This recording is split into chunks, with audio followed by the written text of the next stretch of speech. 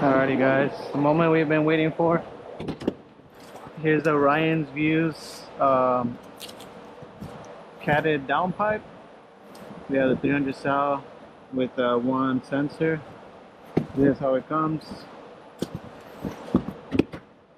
Get on the blade real quick.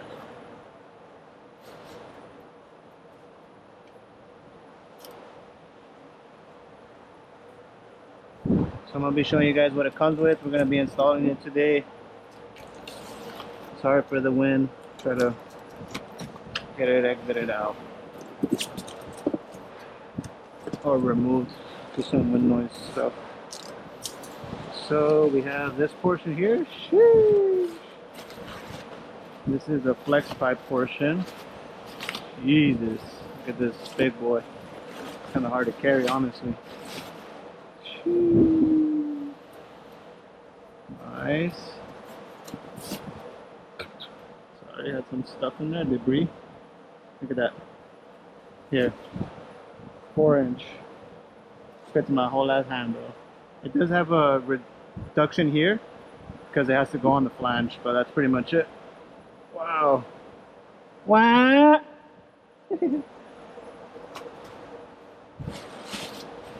Alright, we have the hardware here. Comes with a V-band clamp, a gasket, where it bolts onto the flange to the mid pipe. And then we have 1, 2, 3, 4, 5, 6 bolts with washers. And that's perfect hardware. And here comes a big boy here.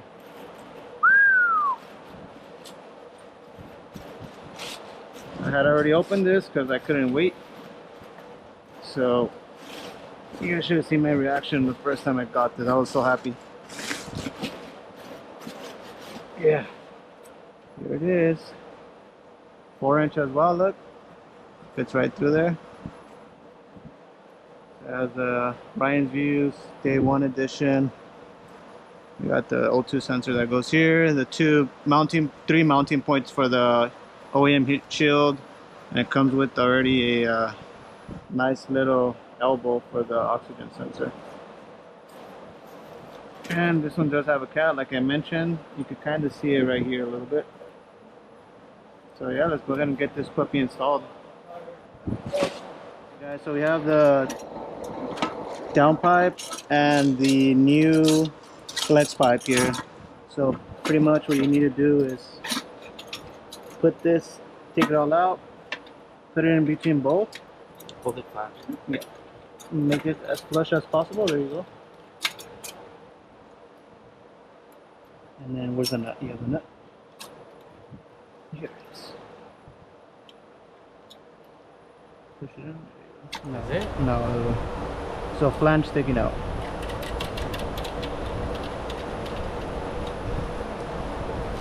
Make sure it's nice and flush, and then you go ahead and tighten it. The good thing about this is that you could turn it, right? That's the whole functionality of this. This is just a demo for you guys to see how it needs to go. Essentially what we're going to do is we're going to install this first, and then after this, and then we're going to put the V-band. This is just for educational purpose only. 10, no? 12? 13? That's a weird number. So it looks like it's a 13mm size nut. You make sure this is nice and flush. You guys see that? It's flush. You don't want it to be wobbly.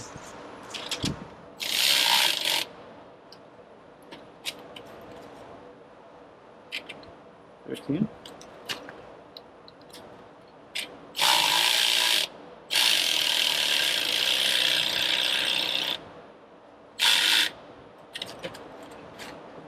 Kind of sketchy because they're usually, if you overturn them, they snap. They snap? Okay, so you have to be very careful.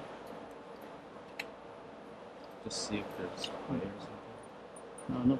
You want to go tighter? Or you turn it? Try to turn it opposite? Oh yeah, it's turning a little. Okay. No, that's fine. I think it's just we're not gonna turn it all the way yet because I'm gonna try to install this first. Okay. Yeah, before putting it to piece. So let's go ahead and remove it.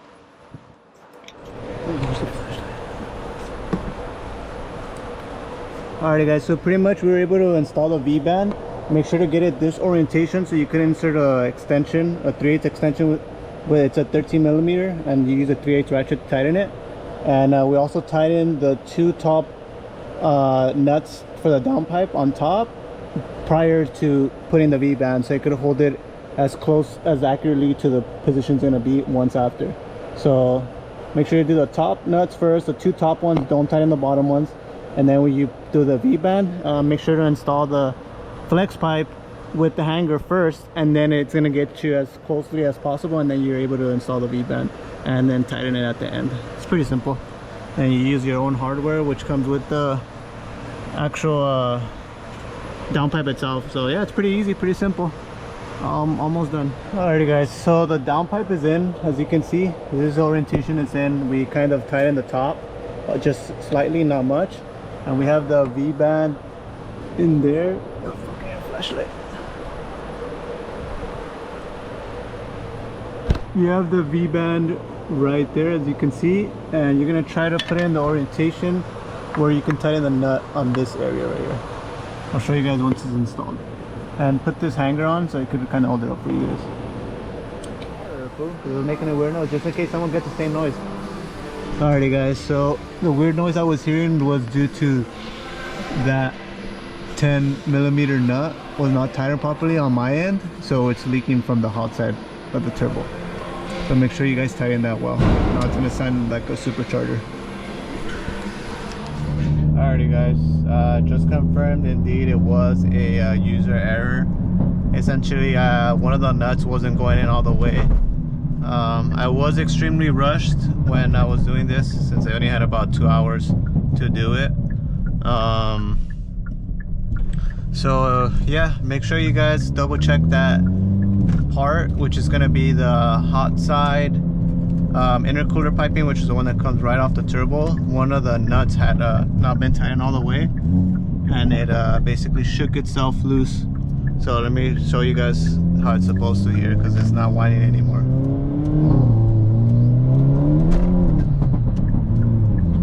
It's a little wet outside, so it can't really get traction.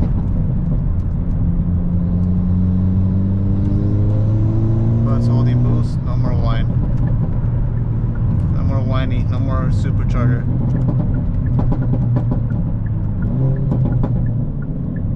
So yeah.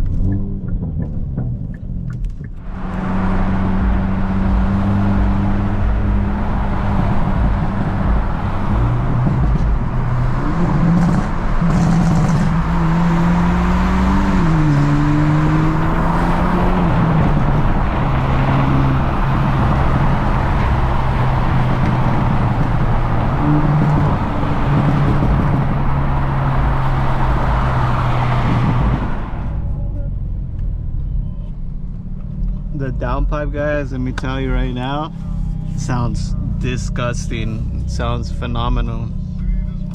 It definitely gave it a deeper tone, which is what I've been looking for.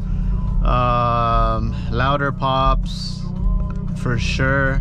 They sound deeper as well. Before it was more like a higher pitched tone pop. Now it's a deeper tone pop. This is catted, so definitely it still could be louder if you do catless. Keep in mind I do have the stock exhaust still, so basically from the flex pipe, which is now one piece, well, it's a two-piece downpipe now. The flex pipe is 4" as well.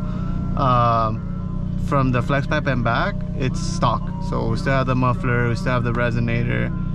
It's pretty much stock. So this, I really enjoy this tone of the 4" catted downpipe from Ryan's Views. It sounds very good. I'm gonna try to get you guys a clip right now. There's a bit of traffic, but try to get a clip. Got a little strip coming up right here.